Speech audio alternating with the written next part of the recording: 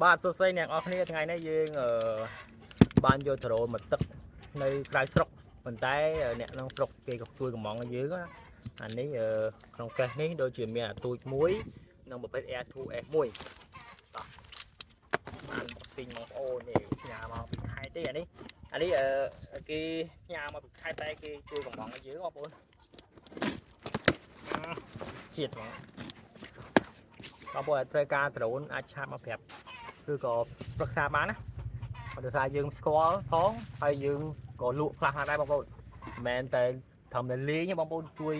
កំងឲ្យបងប្អូននៅស្រុកខ្មែរអាចមានដ្រូនលេងគេដែរអានេះភេទរៀនលេងទេបងប្អូនរៀនលេង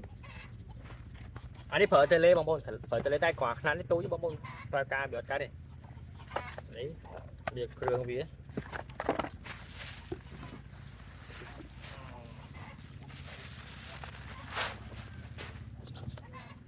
DJI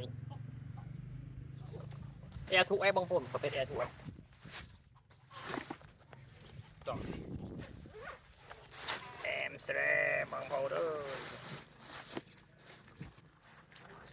យប្រភេទ Air2S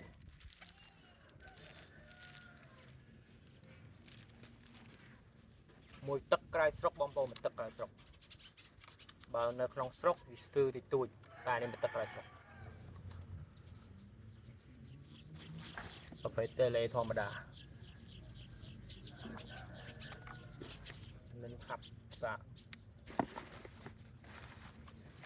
បងប្អូនតែត្រូវការអាចឆាតមក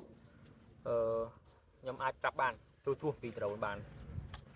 និយាយរួមទៅនេះស្អាតអត់កន្លែងទាស់ផងបងប្អូនព្រោះមកទឹកក្រៅស្រុកវាស្អាតជាងទឹកក្នុងស្រុកយើងបងប្អូនសាច់ដ្រូនបាទអរគុណច្រើនបាយ